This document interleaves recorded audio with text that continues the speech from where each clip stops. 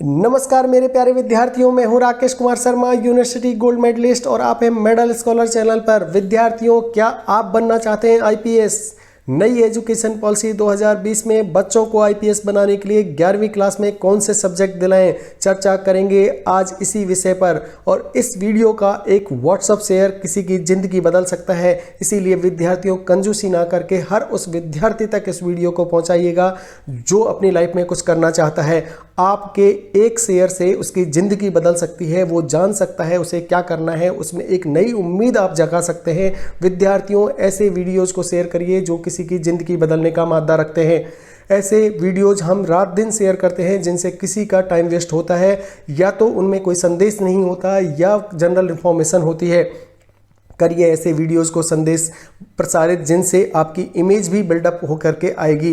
अगर आप इस तरह का किसी को वीडियो भेजेंगे तो आपके बारे में वो सकारात्मक सोचेगा और वो ये जानेगा कि आप उसकी कितनी केयर करते हैं।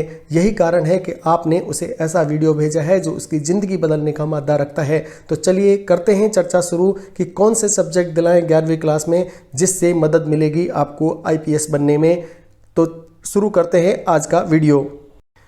विद्यार्थियों, आपका आज का निर्णय बच्चों के भविष्य को निर्धारित करेगा, इसीलिए आज का वीडियो बहुत इंपॉर्टेंट है। विद्यार्थियों, कहते हैं करियर एक दिन में नहीं बनता, इसके लिए कई सालों की तैयारी करनी पड़ती है।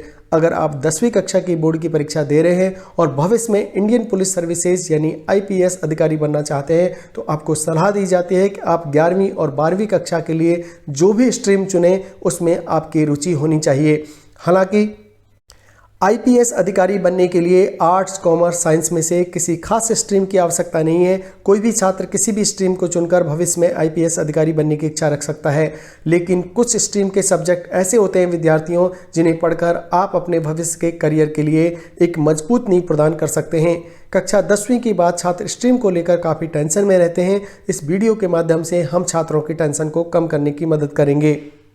विद्यार्थियों, आज मैं आपको बताऊंगा कि अगर आप लेते हैं साइंस स्ट्रीम तो कौन से सब्जेक्ट आपको लेने चाहिए, अगर आप लेते हैं आर्ट्स स्ट्रीम तो कौन से आपको सब्जेक्ट मदद करेंगे, साथ ही अगर आपकी चॉइस है कॉमर्स स्ट्रीम तो कौन से सब्जेक्ट आपको पढ़ने चाहिए। तो चलिए शुरू करते हैं। अगर आप विद्यार्थी साइंस स्ट्रीम चूज कर रहे हैं तो यदि आपकी रुचि फॉरेंसिक साइंस, क्रिमिनोलॉजी जैसे विषयों पर है, यदि आप साइबर सिक्योरिटी जैसे पुलिसिंग के कुछ टेक्निकल फील्ड में स्पेशलाइजेशन हासिल करने की इच्छा रखते हैं तो आप फिजिक्स, केमिस्ट्री, बायोलॉजी या मैथमेटिक्स जैसे विषयों के साथ इन सभी सब्जेक्ट को एक्स्ट्रा सब्जेक्ट के रूप में चुन सकते हैं। आप ले सकते हैं फॉरेंसिक साइंस, आप ले सकते हैं क्रिमिनोलॉजी, आप ले सकते हैं साइबर सिक्योरिटी। इन तीन सब्जेक्ट को आप बायोलॉजी या मैथ साइंस जब आप लेते हैं तो एक्स्ट्रा सब्जेक्ट के रूप में अगर आपको ये सब्जेक्ट पढ़ने को मिलेंगे तो आपकी बहुत बड़ी मदद होगी विद्यार्थियों। इसी तरह अगर आप जा रहे हैं आर्ट्स स्ट्रीम के अंदर तो आपको इतिहास, पॉलिटिकल साइंस, सोशियोलॉजी और साइकोलॉजी जैसे विषय पढ़ने चाहिए। इन सभी विषयों में आपको पुलिसिंग सिस्टम को समझने में और उनके काम करने के तरीके को समझने में मदद मिलेगी। साथ ही मदद मिलेगी उन प्रश्नों को सॉल्व करने की जो आपको आईपीएस के ड्यूरिंग पूछे जाएंगे।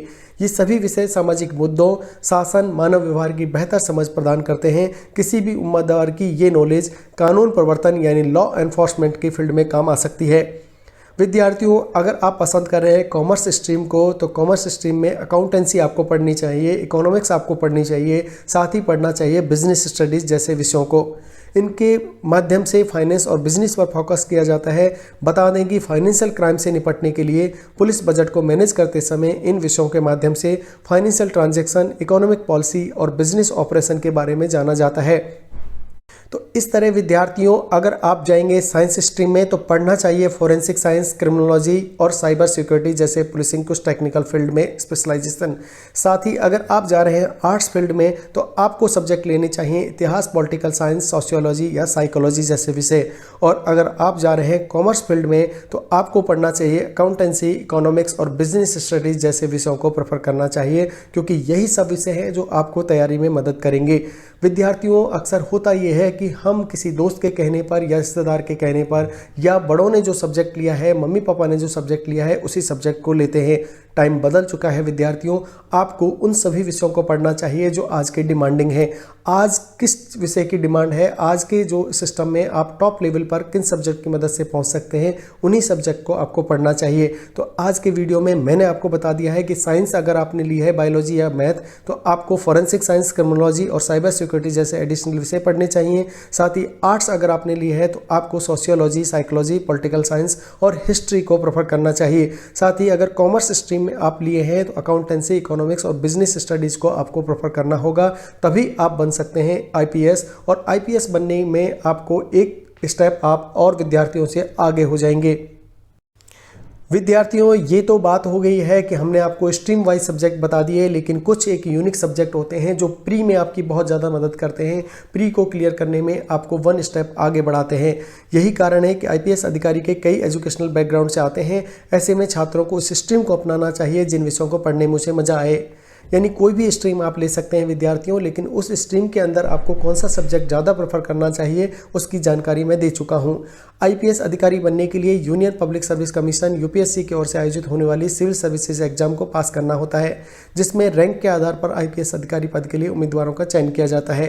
कुछ विषय हैं विद्यार्थियों जो यूपीएससी सिविल सेवा परीक्षा की तैयारी में सहायक हो सकते हैं, जो प्री में स्पेशली आपकी बहुत ज़्यादा मदद करते हैं। वो हैं पॉलिटिकल साइंस यानी राजनीति विज्ञान, इकोनॉमिक्स यानी अर्थशास्त्र, सोशल साइंस यानी सामाजिक विज्ञान, हिस्ट्री यानी इतिहास और ज्योग्राफी यानी भूगोल और लॉ यानी कानून। यानी आप इन सभी विषयों को पढ़ करके अपनी तैयारी को बहुत अच्छे से अंजाम दे सकते हैं और एक स्टेप शुरू से आगे रह सकते हैं उन सभी विद्यार्थियों के से जो बाद में अपनी तैयारी इन विषयों में करते हैं। प्री को पास करना है तो आपको ये सब विषय पढ़ने ही होंगे विद्यार्थियों। यही कारण है कि मैं मेरे विद्यार्थियों के माध्यम से उन सभी छोटे विद्यार्थियों को बताना चाहता हूं जो अभी अपना करियर शुरू करने वाले हैं, जिन्हें नहीं पता कि उन्हें क्या पढ़ना है क्या नहीं पढ़ना है। कोई भी विषय आप लीजिए, कोई भी स्ट्रीम आप चुनिए, कॉमर्स, आर्ट्स, साइंस, लेकिन उनके अंदर में आपको कौन से विषय पढ़ने हैं, इसी बात को आज मैंने किया है रेखांकित। आशा है आपको आज का वीडियो बेहद इंफॉर्मेटिव लगा होगा और ये आपको करियर बनाने में बहुत ज़्यादा मदद करेगा। विद्यार्थियों, अब आपके लिए एक संदेश। मेरे प्यारे विद्यार्थियों, YouTube पर हिंदी का एकमात्र गारंटी वाला चैनल है मेडल स्कॉलर।